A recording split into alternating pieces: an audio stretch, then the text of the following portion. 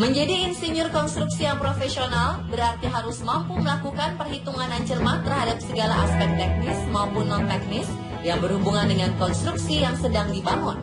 Kecermatan ini pun didasarkan pada kesadaran dan tanggung jawab bahwa sedikit saja kesalahan yang dilakukan, maka dampaknya akan sangat besar terhadap konstruksi yang sedang dikerjakan. Lebih jauh lagi, dapat menyebabkan korban jiwa manusia. Beberapa kasus kegagalan struktur yang pernah terjadi, ada baiknya kita cermati agar hal yang sama tidak terulang lagi. Dan berikut, On The Spot merangkumnya ke dalam 7 tragedi bangunan roboh di Indonesia.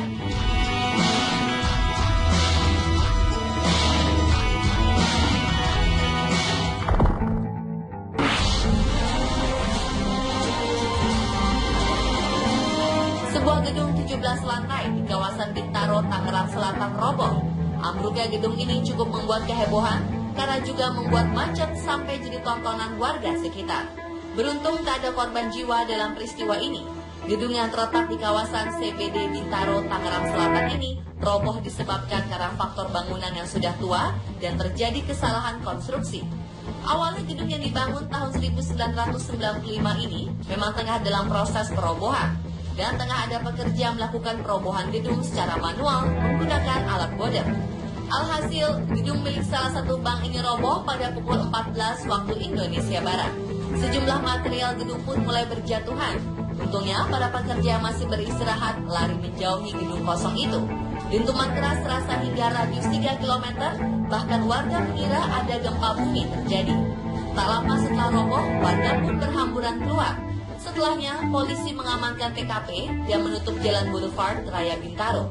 Ketua Badan Informasi dan Hubungan Masyarakat Ikatan Arsitek Indonesia (IAI), Zaki Mutakin mengatakan, berdasarkan informasi Kepala Bidang Bangunan Dinas Tata Kota Bangunan dan Pemukiman atau DPKBP Kota Tangsel Muqaddas Syuhada, gedung itu memang sudah salah konstruksi sejak awal dibangun pada 1995. Menurutnya, tes tanah terindikasi tidak dilakukan secara benar, sehingga analisis tanahnya kurang tepat. Hal itu pun menyebabkan struktur yang dibangun menjadi miring, sehingga tidak bisa diteruskan.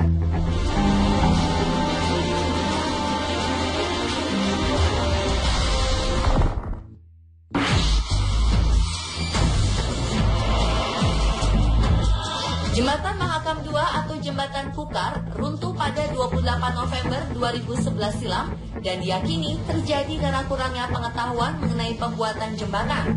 Pembangunan jembatan panjang seperti Kukar ini memerlukan pengetahuan tersendiri, sedangkan teknologi ini belum dikenal baik di Indonesia bahkan di dunia.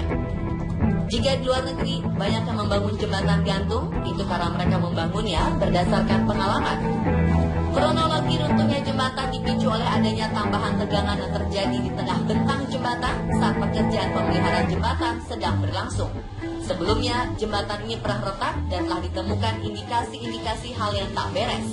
Sesuai rencana, pada bagian tengah jembatan seharusnya berbentuk seperti parabola. Namun pada 24 November 2011, bagian tengah jembatan justru berbentuk agak cekung. Sehingga di sisa-sisa jembatan yang runtuh banyak ditemui tanda-tanda korosi yang cukup signifikan, termasuk pada kabel utama. Tim investigasi juga menjumpai besi cor pada struktur jembatan yang materialnya sudah keropos ketika jembatan ini dibangun pada 1995.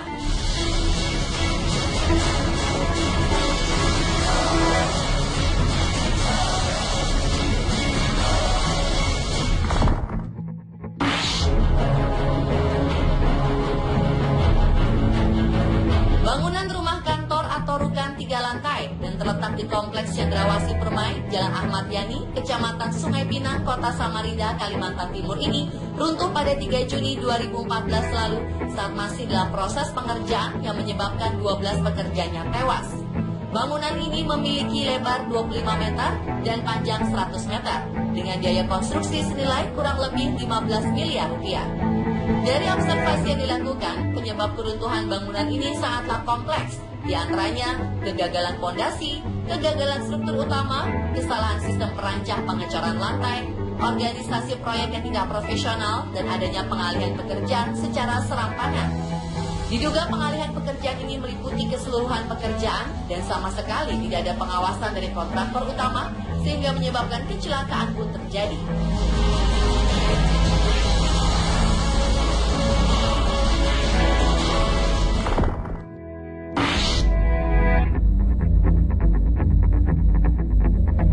Jembatan penghubung gedung arsip dan perpustakaan Taman Ismail Marzuki, tim Jakarta yang sedang dibangun ambruk usai dilakukan pengecoran. Akibat peristiwa ini, sedikitnya 4 pekerja tewas dan 5 lainnya menderita luka-luka. Pekerja yang selamat pun mengungkapkan, jembatan penghubung antar gedung ini dicor sejak pukul 22 waktu Indonesia Barat, namun saat pengecoran memasuki tahap akhir, jembatan tiba-tiba roboh dan menimpa para pekerja yang sedang melakukan finishing pengecoran di bagian bawah. Bahkan petugas pemadam kebakaran harus menggunakan pemotong besi dan kren untuk mengangkat reruntuhan besi dan beton yang menimpa korban. Mereka harus sangat berhati-hati dalam evakuasi korban guna mengantisipasi ada korban yang masih hidup di bawah reruntuhan. 2 korban tewas berhasil dievakuasi dari reruntuhan dan 5 korban luka-luka dirawat di Rumah Sakit Cikini.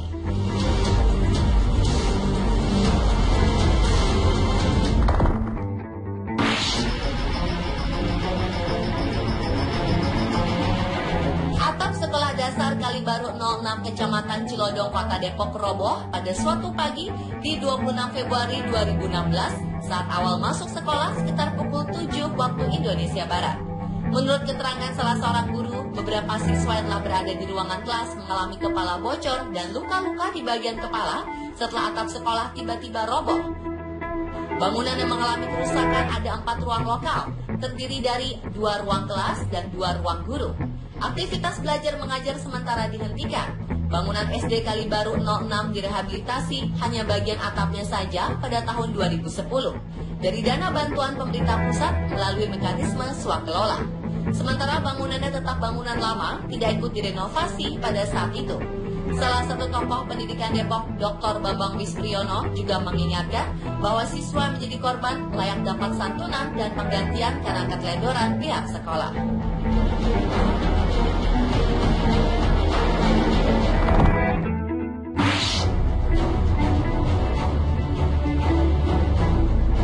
Bangunan bioskop di lantai 5 Gedung Sun Plaza Medan ambruk pada 30 Maret 2015 lalu. Akibat kejadian ini, sejumlah pengunjung berlarian keluar plaza dan beberapa orang dikabarkan terluka. Lantai bioskop yang ambruk ini sebelumnya memang tengah direnovasi.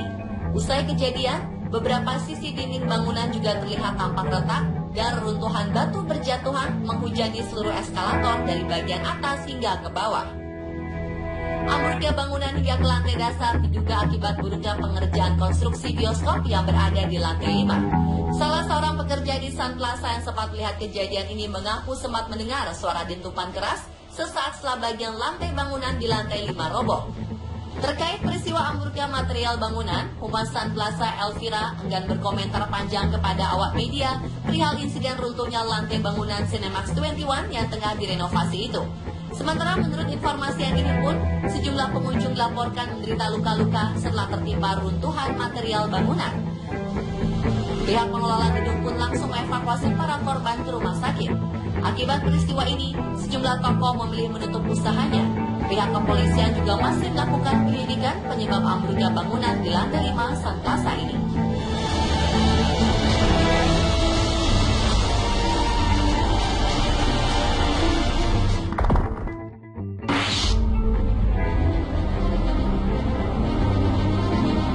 Sebuah gedung kelompok kerja guru KKG Gugus Dei Panjaitan SD Ketitan Kidul Kecamatan Bojong Kabupaten Pekalongan yang masih terbilang baru ambruk pada bagian atapnya dan menimpa anak-anak SD yang sedang belajar catur untuk persiapan lomba catur tingkat kabupaten.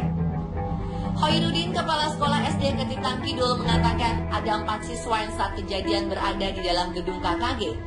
Mereka berasal dari SD Legok 2 Bojong dan beberapa sekolah lain di Kecamatan Bojong yang sedang dibina untuk mengikuti lomba catur tingkat Kabupaten Pekalongan.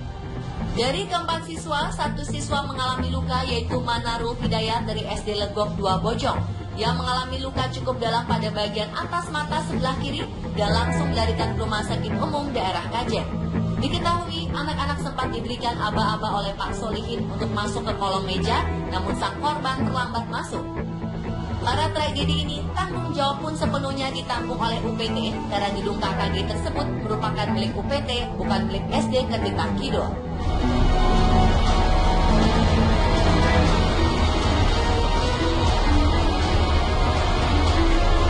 Dan pemirsa, itulah 7 tragedi bangunan roboh di Indonesia versi Sport.